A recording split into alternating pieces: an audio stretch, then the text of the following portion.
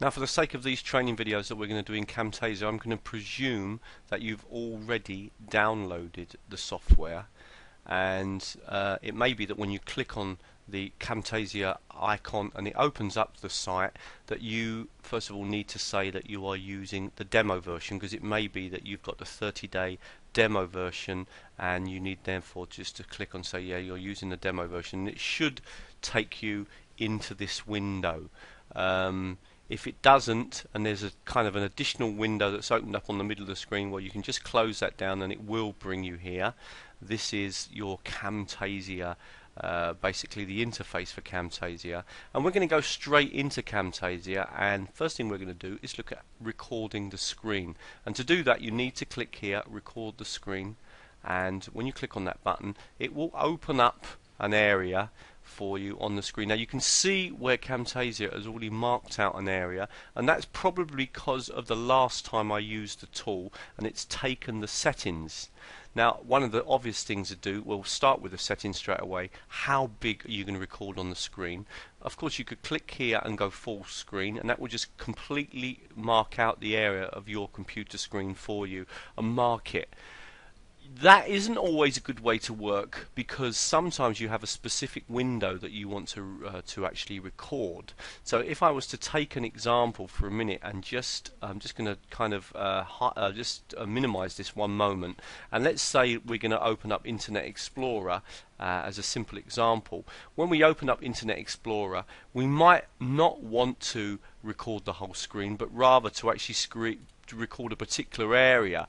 Now, one of the things we can do is click on the custom, come down to select area to record, and then we can mark out the area that we actually want to record on the screen. So that's a good tip, because if you can reduce the size of your recording, then that's also a benefit.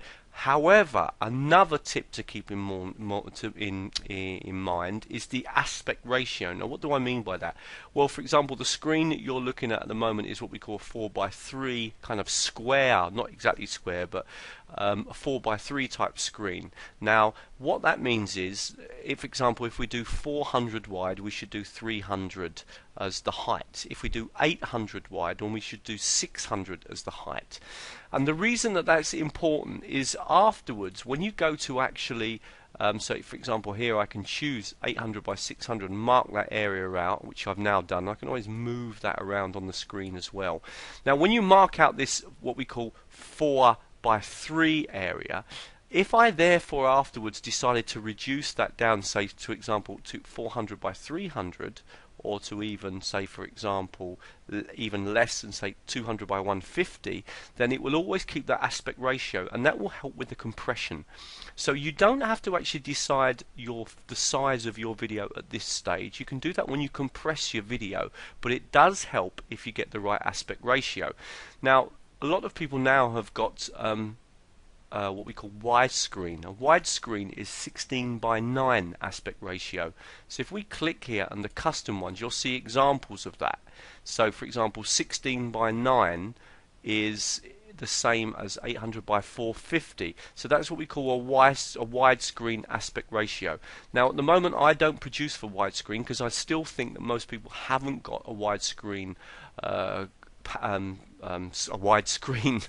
but obviously that's something else to keep in mind. So just to repeat, you don't have to record at the size that you're planning to produce for after, but it is a good idea if you can choose the aspect ratio that you're planning to go for afterwards. Obviously, you need to consider the type of player that you're going to use.